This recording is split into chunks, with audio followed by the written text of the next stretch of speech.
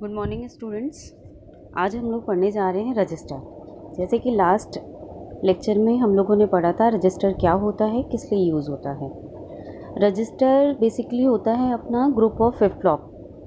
ठीक, flip flop का काम होता है डेटा को स्टोर करना। अब यहाँ पे ग्रुप ऑफ फ्लिप फ्लॉप क्यों का है, क्योंकि जब हमें एक से ज़्यादा बिट को स्टोर करना होता है तो हमें कई सारे फ्लिप फ्लॉप की ज़रूरत होती है। तो जो ग्रुप ऑफ फ्लिप फ्लॉप होता है उसी को हम कहते हैं रजिस्टर। ठीक है, रजिस्टर शिफ्ट कैसे करता है, या तो लेफ़्ट शिफ्ट करता है या राइट शिफ्ट करता है, जैसे कि हम प्रीवियस लेक्चर में पढ़ चुके हैं। क्लियर।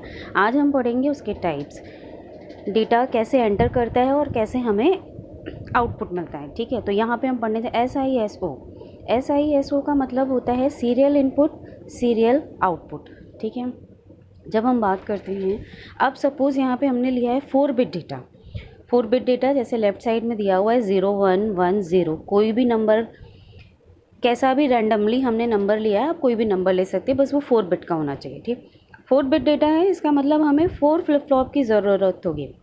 और वो फ्लिप फ्लॉप क्या होगा, अपना डी फ्लिप फ्लॉप होगा। हम लोग डी फ्लिप फ्लॉप इसलिए यूज़ करते हैं क्योंकि उसमें इनपुट और आउटपुट का जो रिलेशन है वो बहुत ही ईजी है। ट्रुथ टेबल उसका बहुत ईजी होता है बनाना, क्योंकि जैसे ही हमने इनपुट, जो भी हम इनपुट देंगे हमें आउटपुट वही मिलेगा।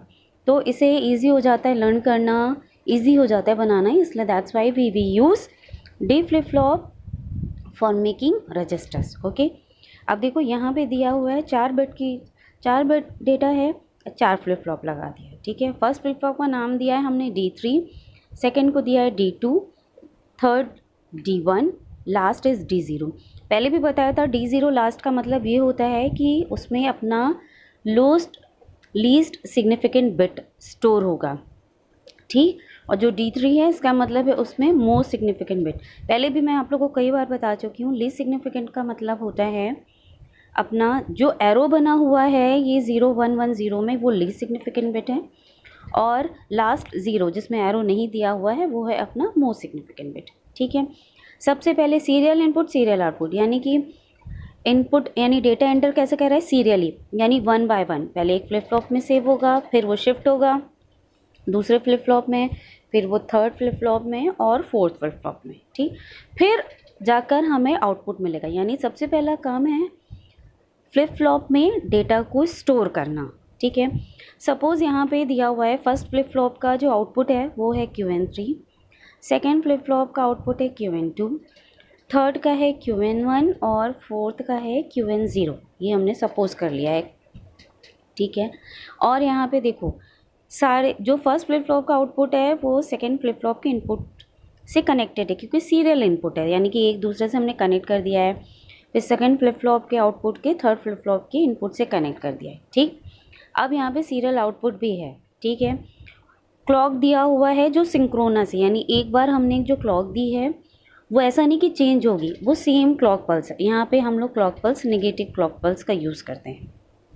ठीक है, हम नेगेटिव और पॉजिटिव कोई भी क्लॉक पल्स यूज़ कर सकते हैं, क्योंकि हमने स्टार्टिंग से नेगेटिव क्लॉक पल्स यूज़ किया है, तो हम यहाँ पे भी प्रेफर कर रहे हैं नेगेटिव क्लॉक पल्स। ठीक है, अब देखो जैसे ही हमने फर्स्ट क्लॉक दिया, ठीक, फर्स्ट क्लॉक देते ही QN3, देखो एरो बना हुआ है, QN3 पे क्या वैल्यू आ गई, 0।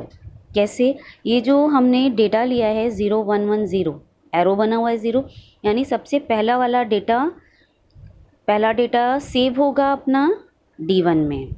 ये जो अपना D3 है या फर्स्ट फ्लिप फ्लॉप है उसमें जाके सेव होगा। ठीक, ये सेव हो गया तो हमें मिल गया 0 फर्स्ट डेटा का आउटपुट या फिर फर्स्ट डेटा।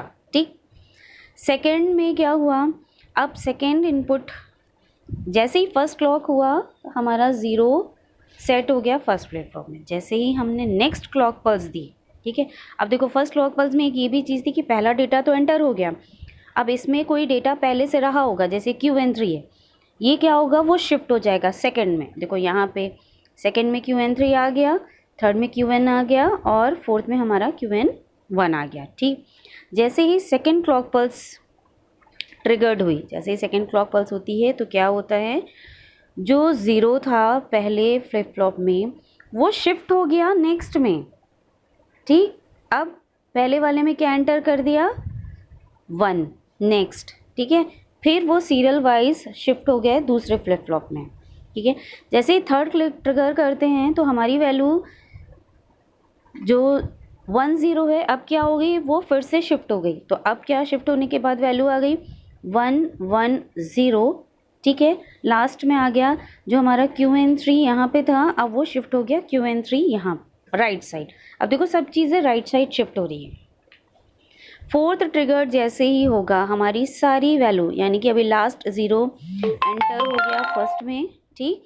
अब हमारे सारे फ्लिप फ्लॉप पे हमें डेटा हो, देखो फोर्थ क्लॉक पल्स का जो ट्रुथ टेबल इसमें देखो 0110, ठीक। यही डेटा हमको एंटर करना था, ये डेटा अभी एंटर हुआ है, हमें आउटपुट नहीं मिला है, ठीक है।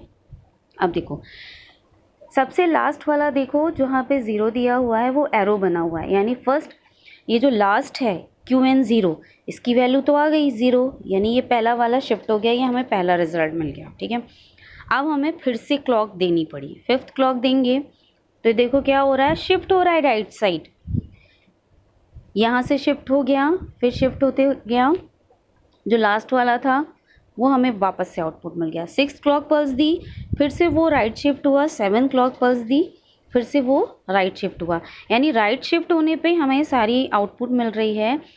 तो लास्ट में जो वैल्यू मिलेगी वो मिल रही है हमें 0110, ठीक है। सीरियल इनपुट सीरियल आउटपुट, यानी एक बार हम सीरियली इनपुट करेंगे, यानी कि इनपुट इन द सेंस कि सारा डेटा हमें सबसे पहले फ्लिप फ्लॉप में स्टोर करना पड़ेगा, उसके बाद हमें आउटपुट मिलेगा, ठीक है। तो अब यहाँ पे देखो दिया है 4 clock pulse used to store bit in flip flop, ठीक है। इसका मतलब ये है, या हम ये बोल सकते हैं कि डेटा को सेव करने के लिए पहले हमें 4 क्लॉक पल्स की ज़रूरत पड़ी, ठीक।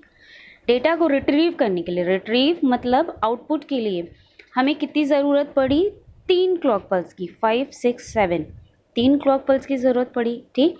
तो यानी जो टोटल प्रोसेस हो रहा है वो क्या हो रहा है 2n-1।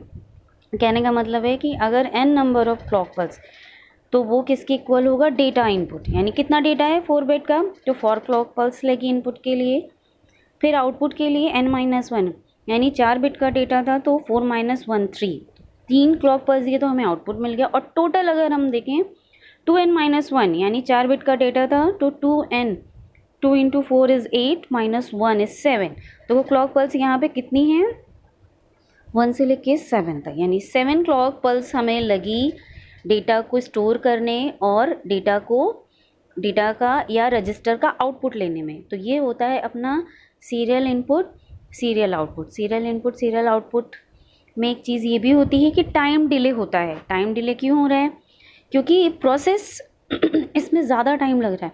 सीरियली इनपुट दे रहे हैं हम, एक बार पहले डेटा सेव होता है, फिर डेटा एक बार आउटपुट में हमें मिलता है, ठीक है।